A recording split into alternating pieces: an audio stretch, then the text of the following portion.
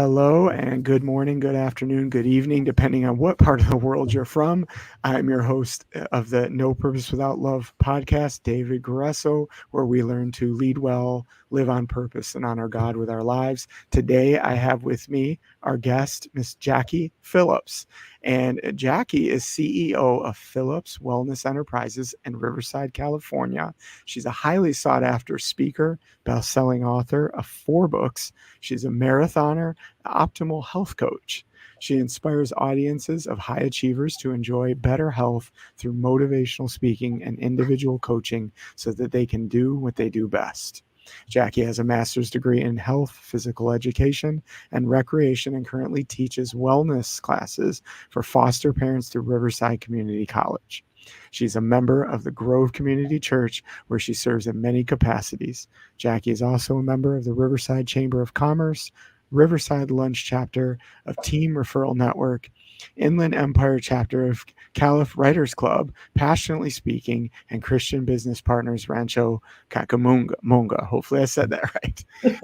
Jackie's married to her college sweetheart, and they have 2 wonderful grandchildren and a Labradoodle.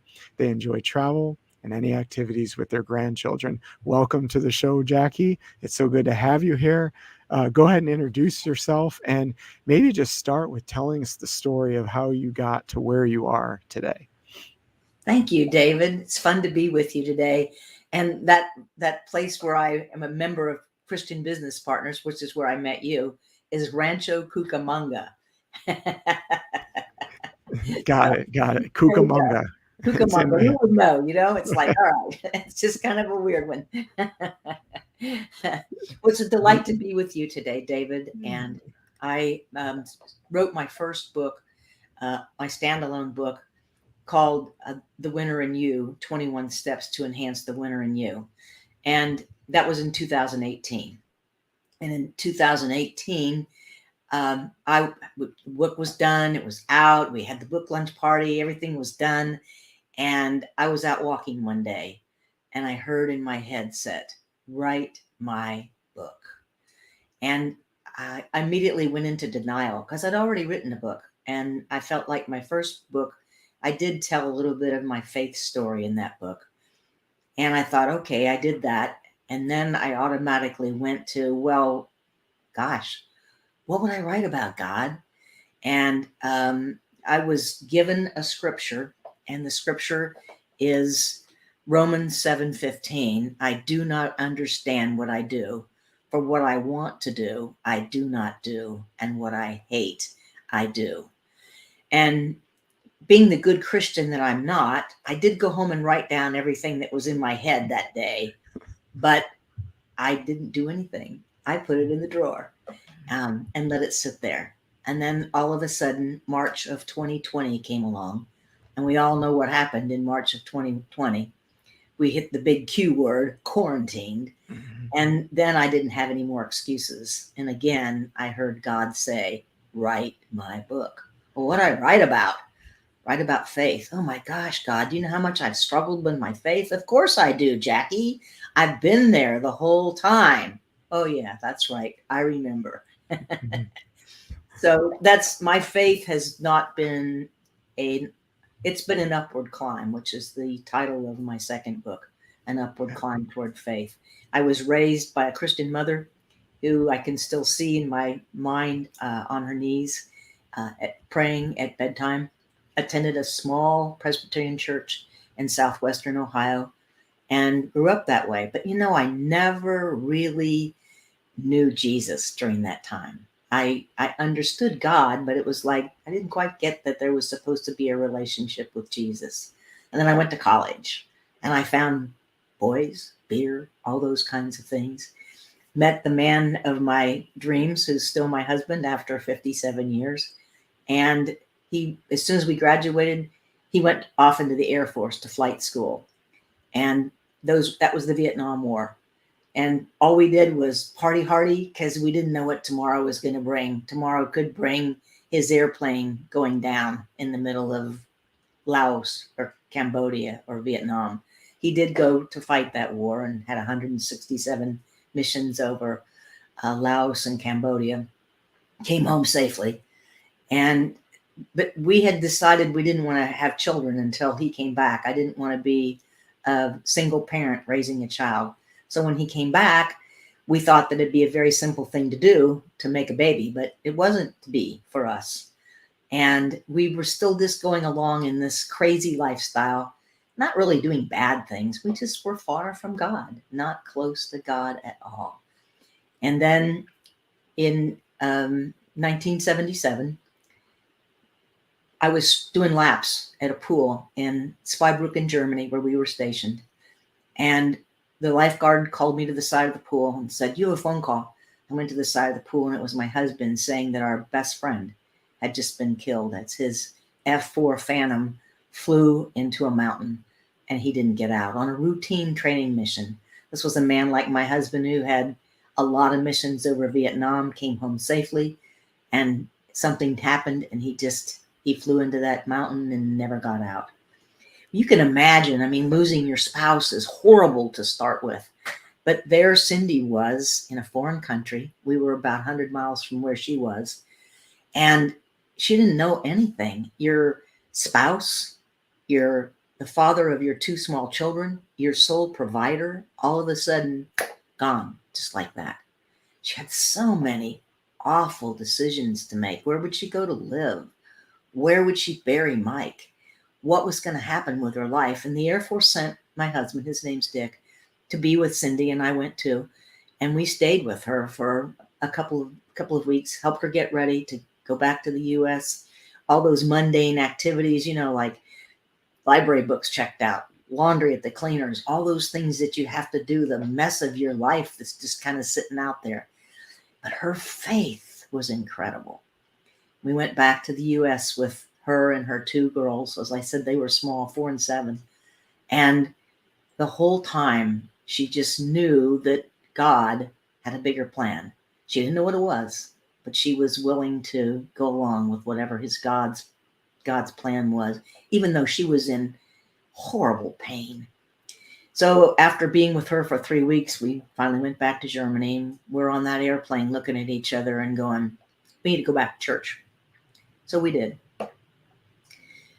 And about 7 weeks later, we got a notice from an adoption agency. They had a little girl for us. So people say, oh, that was just a coincidence. We don't think so. That was a Godstance, because we had made the decision to go back to trying to be in a relationship with the Lord. And I just put it that way, because it took me some more years after that before I finally said, okay, God, I can't steer this ship anymore. You've got to do it. Please take over the wheel. And I did that. And that was 40 years ago. But as you can see, my faith has not been a nice, continuous, people tell these nice stories. Mine's kind of messy. And that's okay. So that's a little bit of how I got to where I am today.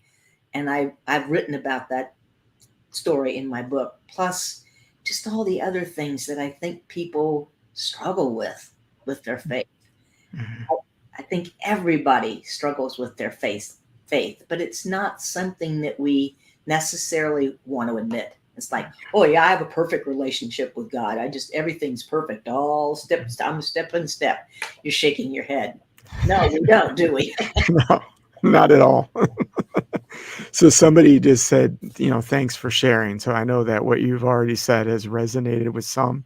And I also just, say thank you for your husband's service and his friend. The sacrifices that are made are not unnoticed and not unappreciated. So, but a few things probably stand out to me so far, right? Is, just from the very beginning, you talked about write my book. We don't often listen when we hear it the first time, right? That and it certainly resonates with me. And this is not the first time I've heard a very similar story, actually, multiple times. And then as you move forward, you make all these plans, and sometimes the plans don't go exactly as you've planned them. Tragedy strikes or things change, and then we have to learn to adapt to God's leading in those places where normally we'd want to power through, but sometimes life doesn't give us a choice, right? And so there's definitely some things to be learned there and sharing your insights. Now, you have been married how long? 57 years. 57 years. Got That is married when I was incredible. 5, you know. Absolutely. Well, that is well, I wouldn't mind just hearing just for folks to get to know you. I think that's an incredible accomplishment to be able to stay married for that long as well. I don't hear that very often, I Jackie. know. So share with us some insights on that. Like what does it take to have a successful marriage for that long? Well, I don't think either of us entertained the idea that we would quit when we started. So it's just, it was a mindset. We decided that we were going to be married, and we decided we both came from, this is not to say that this is a prerequisite, but both of us came from families where there were long-term marriages. My in-laws were married for over 50 years, and my biological father died when I was 25. My mother still would have been married to him if that had not happened. But then her second husband, she was married to for, I think, an additional 20 years. And he passed before she did. So that was our role model, marriages that last. And I think that's something that is kind of being lost today. As you said, it's unusual to see marriages that have lasted 57 years. And it's just, we just look at each other and go, how do we ever get here? We're not too sure. I never thought I would live to be, when I was young, to live to be 57 years old, let alone be married that long. And we feel like we're very fortunate because both of us are still in excellent health That's great. and able to do the things that we want to do. And we're just trying to live moment by moment because we know so many people who are suffering from health issues that they can't do what they used to be able to do. Yeah. And so we're talking about faith, right? That's a big topic of this discussion. And I just celebrated 20 years with my wife, and sometimes people will look at you and they think, man, you must have just had such a perfect, loving marriage. No, no, no, no, no. When we think about faith and what it takes to get through those years, I can tell you just from the 20 that I've gone through so far, it hasn't always been easy. And it's required a tremendous amount of faith and walking with God to even be able to get through some of the challenges. And I know you'd probably agree. So, share with us a little bit more about how your walk with Jesus and the faith that you have has not only gotten you through the hard things in marriage, but just the rest of life's challenges leading up until now. Well, you have to be surrounded. For me, I just have to say it that way. I believe it's really important to be surrounded by a community of believers. And you and I are part of an organization called Christian Business Partners. And that's wonderful. We begin a business meeting with prayer. Yes. And how wonderful to be able to open your life up to the Lord in your business as well as in your life. And I think I've have some very faithful friends who've walked beside me for many years. One of them I walked with this morning, and we've been walking or running together for over 30 years. Now that's the kind of friend that is there. And I think friendships are so important besides your partner who's your friend, but outside relationships and people who check up on you and make you be accountable. Say, hey, how's your faith walk today? I'm also on a Bible app with a friend of mine who lives in Denver, and I'm in Southern California. And we're both doing a study. We read a devotion, we do some verses, we make a comment to each other, and that's our total contact. But we're very connected through that. And I'm just competitive enough to know that I don't want to see her on there first. So I think having a community of believers around you, both of us attend church. We're both active in our church. Dick and I are small group leaders in our church And then he leads a small group in a men's Bible study, and I lead one in a women's Bible study. And I think you just need to be surrounded by people who, when you have some difficult moments, lift you up. And see, I think that's what you're doing with this podcast. You're lifting people up who are having some challenges, because we all do. And when I hear your challenges, I go, oh, well, that's normal. I wish I had you as small group leaders, Jackie, you and your husband, because we could use your mentorship. Thank you. Yeah, no, I couldn't agree with you more, right? That we need people, and this is something that I say often in the circles that I travel in, that we're not supposed to do this alone, Mm-mm. right? And I think many try. I think they try, and then sometimes there's that crash and burn moment where you realize I can't. And frankly, even though sometimes I know that, I realize that there are times where I do try, or I'm ashamed of reaching out, or I feel like, a time when it's difficult might be too much of a burden on others. And so I refrain from doing that. But even as recently as this last week or two, I made an effort to reach out to somebody in my circle of trusted friends, and what a difference it made. Like, just to be able to, have love poured into me by somebody who's older and has been through some of the stuff that I've been through, and to give me the confidence that even though it feels hard now, it's going to be okay, because there are some things you can do to move in the right direction, even though life hits hard sometimes. And so, thank you for saying that. I speak from experience myself when I say absolutely need a community of believers and others surrounding us at all times to help us through that stuff.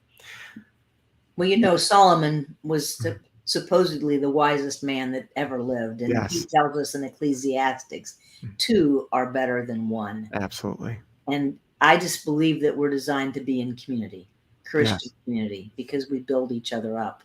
100%. That's crucial Yeah, for all of us. And I think it's just important. People say, "Oh, I do just fine on my own. I can worship God in the trees or at the mountains or at the beach." And sure, you can. That's a great place to worship the Lord. But I remember how I felt the first Sunday after we went back into our worship center, after not being allowed to be in it for however long that was. And our church we live where it's warm, so our church did have outdoor services the whole time of COVID. But that first day that I walked back into our worship center, I'm going to get choked up about it right now, because as I walked into our sanctuary that day, I thought, oh, it's so good to be back yes, with my fellow believers. Just yeah, envelops you, and there's nothing like singing and praising the Lord together. that's right. That's right. It's when you go into a time of isolation, like the quarantine that we were talking about, you realize just how much you miss and appreciate times like that, when you have the opportunity to be surrounded by people that love you and care, and that really we're all looking in the same direction when it comes down to it. And there's something really special and exciting about saying, look, even though we're all going through different stages in life, God's still here and unifying us together, and you feel like a family, right? So let's talk about this. You use this phrase, and I think it's the title of your book, Upward Climb. But before we get into the book, talk to us a little bit about what does this phrase, upward climb of faith, mean to you? What's behind that? Well, what is behind that is the rest of my story that I realized I didn't finish. And that was, even though we were back going to church, we had adopted our little girl, we had changed some of our ways of life, um, but I still hadn't given myself over to the Lord totally. I didn't want to give up control, because somehow I thought I had it. Isn't that amazing? A I think struggle about we all go through eventually. I think about it now, and I just laugh and I go, "Oh, Jackie, how silly you have been," and sometimes still am. But I was on a hike. We have a beautiful mountain, and actually, the book cover shows that mountain, and it's called Mount Rubidoux. And at the top of that mountain is a cross. So I hiked up the top of that mountain with my friend and saw the sunset, sunrise. It's gorgeous, cold, very freezing cold. People think, oh, California is really warm, but what they don't realize is we have extreme temperatures. It'll be 80 and then 35 in the middle as you wake up. So sunrises in December can be chilly. It was very cold. And we got up there and she's talking to me. She said, we saw this beautiful sunrise. We prayed. And she said, so what are your goals for this year, Jackie? And I listed off my goals. I always have goals. And she said, so when are you going to give your life over to Christ? Wow, what a question. It was a terrible and a wonderful question at the same time. Yeah. Understood. She said, I'm going to leave you up here. Mind you, it's freezing cold. I didn't know, because we went up some back way and I really didn't know where I was. So she said, I'm going to leave you here and you can pray and figure it out. I went, okay. So she did leave me and I did stay, and I did some soul searching and some praying, and finally found my way off the mountain. And I called my pastor and I said, Bill, I need to talk to you. He said, that's fine. Let's do that. So I went to his office and we went for coffee, and he talked to me and talked to me and talked to me. What are you afraid of, Jackie? Giving up control. Why? I don't know. And in the middle of the afternoon, we went back to the sanctuary, and he said, so are you ready to give yourself over to Christ and say he needs to be the captain of your ship? And I said, yes. And I was filled with this incredible sense of joy that I still have today. But for me, it was that upward climb, and it was a physical upward climb, climbing up Mount Rubidoux to actually get hit in the head with, are you going to turn your life over to Christ? And I believe I think that's how we are. We are a couple steps forward and a couple steps back, a couple steps forward, a couple steps back. And still, I wish could say I had it all together. I'm almost certain I used that same analogy just weeks ago talking to somebody. I know what you mean. So you talking about the physical climb, right? It reminded me, we have to talk about your running history, and me as a runner as well, certainly not as decorated as you are in that space, but I know how much God can speak to us in the middle of those physical challenges. So talk to us a little bit about, your experience as a runner and how that relates to this story as well. Well, I've been running for over 45 years. And I applaud you because I know you've just done a half marathon. Yay. With your children. That's even better. My oldest daughter and oldest son. Yeah. Mm-hmm. And they made it and you made it. And we did. I think it's just a challenge. And I think anytime we have challenges, it calls on our faith. And we, many times I've done 4 marathons. And many times I talked about this friend, and that same friend trained with me we did 3 marathons together, and I did 1 without her. But when you run a lot of miles with people, you really get to know them, ins and outs, everything's. I started running because I was skiing in Austria with my husband. He was stationed in Germany. And first day was great. Second day at the bottom of the hill, I crossed my right ski over my left ski, tripped, and my bindings didn't release. I can still hear the ouch. Of the bones in my lower left leg as they just shattered. Next thing I knew, I was waking up in a recovery room with a cast from my toes all the way up. And I spent 6 months in a series of casts, never being able to put that leg down. So when the big day came to get that cast off, I was so excited. I had a pin through my ankle. They came and they took a reverse drill, take that pin out. Thought it would hurt. It didn't. And then they crack the cast off they use a saw, and you're just praying that the guy on the other end of that saw knows how deep to take that little puppy because your leg's in there. Yeah. Yes. It's a scary thought, bringing a saw anywhere near your leg, isn't it? Yeah. So this little circular saw is going really fast. Making a sound you never want to hear. No. So they cracked the cast off, and I looked, and I was in my young 30s. What had been a healthy 30-year-old leg was this shriveled, withered, atrophied leg. And they tried to help me stand. My heel missed hitting the floor by this much. That's how much my Achilles tendon had atrophied. The kind army surgeon, I use that term loosely, looked at me and he said, "Well, you're always going to have a limp and you'll never run again." That was the day I decided to run. Now, challenge accepted. A challenge accepted. Many months of painful physical therapy, and I wasn't following the Lord then. That was pre our friend flying into the mountain experience. Mm-hmm. But I started to run, and first I just ran recreationally for about 20 years, and then I decided to want to run a marathon in my 50s. Mm-hmm. And wow. So that's kind of my running story. But when you're out there beating feet, you're singing songs, you're doing whatever you can to just keep yourself going, because all runners, I'm sure you hit it, and you hit it with your kids. It's called hitting the wall. Mm-hmm. And it's when you just don't think you can take another step.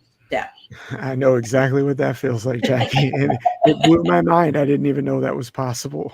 I sort of stumbled upon that by accident, by the way. No one had told me. Literally stumbled upon it.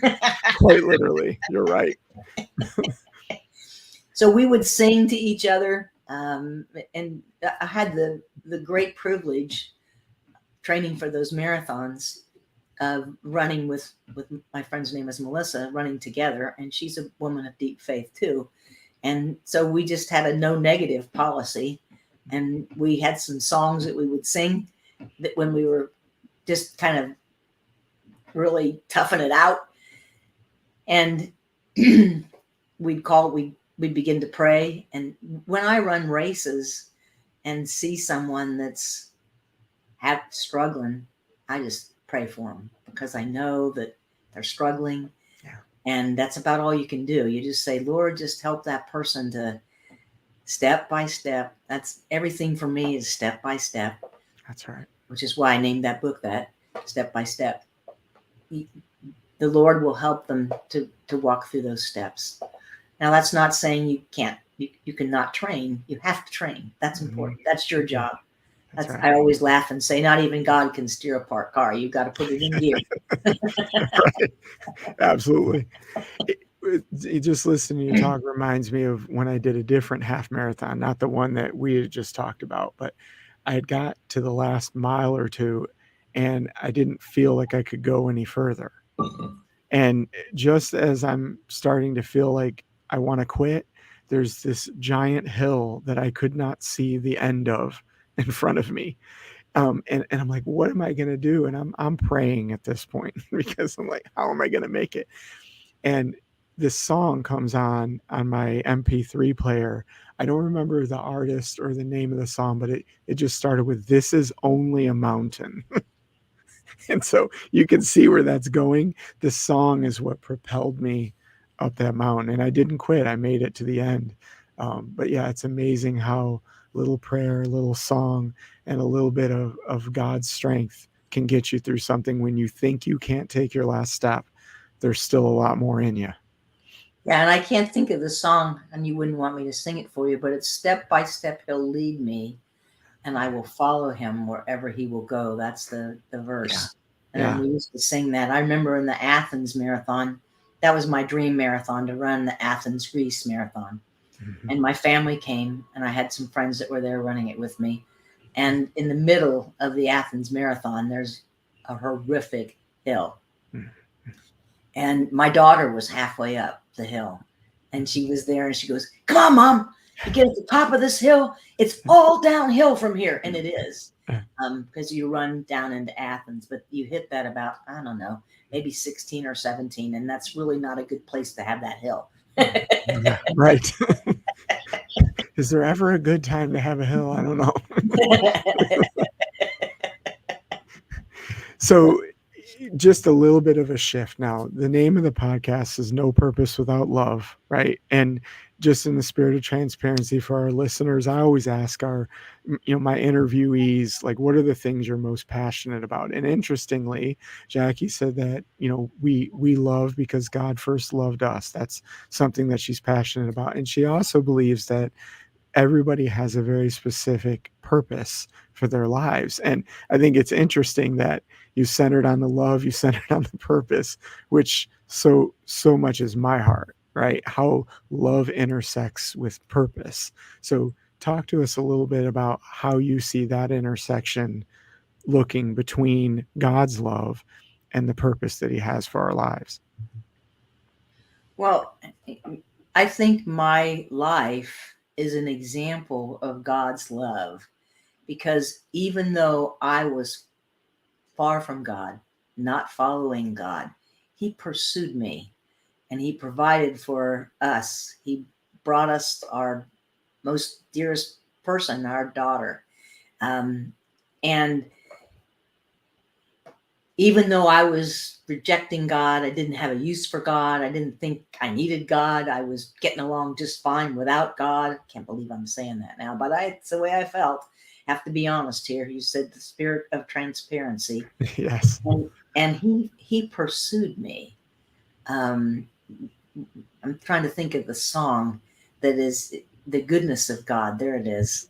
And in that song, it talks about God pursuing us with his goodness and his love and his God. That's God.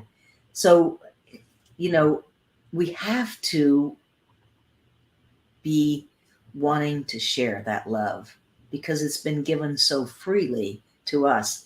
That's what that scripture is that you were quoting. Let us love one another, for love comes from God. Everyone who's been born of God and knows God, whoever does not love does not know God, because God Yes. is love. And Amen. that's not dime store love. That's the No. kind of love that chases after somebody until they finally give up in their 40s and say, "Okay, God, you got it." But all that time, he didn't give up. He just so that's why I think telling my story is so important because God pursued me with an everlasting love that I can't imagine. And his grace. Mhm. Now, what's that have to do with purpose? Well, I believe my purpose right now is to share my faith story with people so that they can realize that we all struggle, that no one in this world is where they want to be. Mhm. But God wants us to reach out to other people and embrace them and love them, right where they are. Now, is that easy? Oh my gosh, no. It's very difficult. We're all so different. I was out in the backyard several years ago, early in the morning, and I was overcome by big pecan tree full of blackbirds. These blackbirds were all, I couldn't tell one from the other. They just all looked like blackbirds to me. Maybe it was not good vision, but they just looked the same. I don't know if they were crows or what they were, but they were all singing. And what they were singing was all different. And so I couldn't tell one bird from another, but God could. And he created each one of them to sing that song, whatever their song was. And see, I think you've been created to sing your song, David. I have been, and anybody who's watching has been too. I don't know what yours is. I'm kind of hoping maybe I figured out what mine is, but I'm not 100% sure about that. But if you don't sing your song, nobody else can sing it because you have been designed to sing that song, and only you can sing it. And God wants you to sing it however he has designed you to sing it. we laugh because we're different. And sometimes I just say, well, God ought to know that because he created me. Why did he do that? But he knows. He knows why he did that. He knows why he created every single one of those darn blackbirds to sing a different song, and us just like those blackbirds. I hope that answers your question. More powerfully than you could imagine. It's interesting, how sometimes you can be in a live interview such as this and something hits you so strongly you feel the emotion and you didn't see it coming. you're you're speaking things you do not know right now, Jackie, but couldn't be more true. A lot of the pursuit thing, right? I want to talk about that for a second because it reminds me maybe five-ish years ago. There was someone I hadn't spoken to in a while. And I thought to myself, maybe I should reach out. But then there was this darker thought that came across my mind. They don't really care. Like, they haven't reached out to you. But then God spoke, don't I pursue you? And it hit me so strong at that point. Wow, love pursues. Love doesn't wait for someone to come to you. Love actively pursues. And I never forgot that moment because that's when I realized that if we want to see real purpose in our lives, to pursue and love is the beginning of all of that. And so, and you're right, you reach this point. Ironically, I am in my 40s, Jackie. You reach this point of full surrender where you realize everyone's going to let you down at some point, right? Everything and everyone at some point will fail you because none of us got it all figured out. It is an upward climb. And because it's an upward climb for you and it's an upward climb for me, we're going to make some mistakes and stumbles along the way. But God never fails. It's the goodness of God that never fails, like you were saying. And even in the surrender, even in the mess, He's there to pick you up. And it's a beautiful thing. And it is hard to fight back tears sometimes when you think about it because He's that good and you can trust Him that much. So thank you for sharing that. Oh, you're welcome. I just always have to remember love is a verb. Yes. And a person. All right. So as we begin to wrap up, tell us about your book, Upward Climb. My book is called An Upward Climb to Faith, and here's a copy of it. Whoops, got to get that in the camera. And you can see that's me climbing up with the cross in the background. And I love to talk to people on about faith, podcasts, any kind of speaking opportunity. So that would be my ask today. If someone needs a speaker, I would love to be a speaker. I can speak anywhere online, which is good. And I only cover about a 40-minute radius for speaking in person. We do things in traffic center California by minutes, not miles.